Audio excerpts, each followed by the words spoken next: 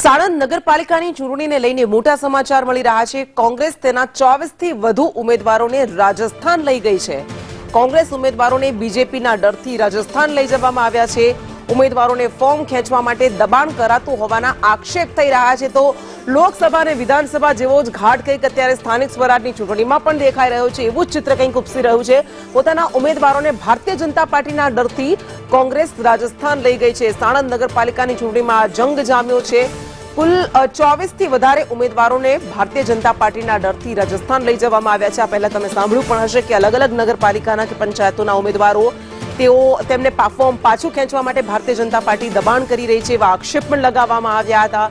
રાજનીતિ પણ ગરમાઈ હતી અને આ બધા વચ્ચે કોંગ્રેસ તેના 24 થી વધારે ઉમેદવારોને ભારતીય જનતા પાર્ટીથી બચાવવા માટે એના ડરથી રાજસ્થાન લઈ ગઈ છે।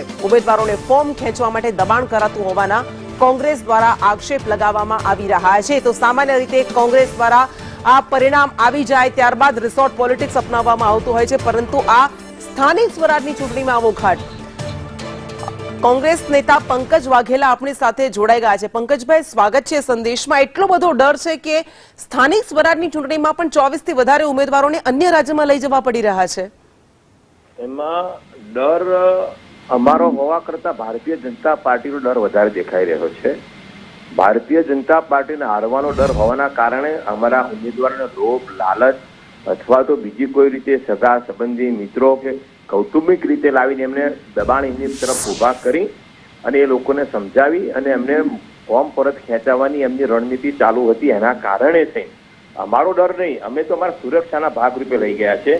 ભારતીય જનતા પાર્ટીના હારના ડરના કારણે છે ને અમારે, જો ભારતીય જનતા પાર્ટીના હારનો ડર ન હોય તો એમણે કોંગ્રેસના કે બીજા કોઈ પાર્ટીના ઉમેદવારને ફોર્મ પરત ખેંચવા માટે એમને સમજાવવા કે એમને ઉપર દબાણ નહીં લાવવું જોઈએ। એ લોકો દબાણ લાવે છે એનો સીધો મતલબ એ થાય છે કે પ્રજામાં જવાની એમની તૈયારી નથી। જો એમને પ્રજામાં 30 વર્ષથી ગુજરાતમાં શાસન હોય, સાણંદ નગરપાલિકા 25 વર્ષથી ભારતીય જનતા પાર્ટી પાસે હોય તો એમણે લડી લેવું। જો કોઈ પણ ઉમેદવાર આવે, પ્રજાના કામ કર્યા છે, પ્રજા અમને ઈચ્છે છે, પ્રજા અમને મત આપશે। પણ પંકજભાઈ, જો તમારા ઉમેદવારો કોંગ્રેસના નેતાઓ મક્કમ હોય તો પછી ભારતીય જનતા પાર્ટી ગમે તેટલું દબાણ કરે તો પણ શા માટે એ ડર લાગવો જોઈએ? બેન, ડરની કારણે છે કે દરેક ઉમેદવારો હોય, આમાં ઓબીસી, એસસી એ કક્ષાના ઉમેદવાર હોય, કોઈ નાનો માણસ હોય, આબરૂદાર માણસ હોય, પૈસા ન હોય, પણ એને ગમે રીતે એના સગા વાલાને લાવી અને જ્યારે ત્યારે સત્તા ન હોય ત્યારે આપ સમજો છો કે 30 વર્ષથી સત્તા એમની હોય એટલે સામ દામ દંડ ભેદની નીતિથી એમના કુટુંબમાં કોઈ સરકારી નોકરી કરતું હોય તો એના બદલી કરાવવાનો ડર આપે, કોઈ સહકારી ક્ષેત્રમાં નોકરી કરતો હોય એમના કુટુંબમાં દૂર દૂર સુધી બેન બનેવી ભાણિયા એમના બદલી કરાવી દેવાનો ડર આપવામાં આવે। અમારા ઉમેદવારો જો મજબૂત ન હોય તો જાત જ નહીં, પણ એમને જો અમારા ઘરે આવશે આ લોકો અમને ગમે રીતે દબાણ કરશે એટલા માટે એ લોકો બહાર ગયા છે।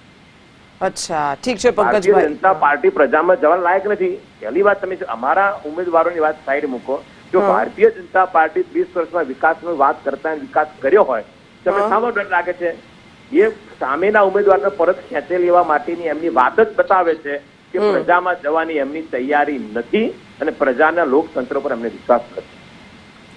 ઠીક છે, આભાર આપનો સંદેશની સાથે વાત કરવા માટે।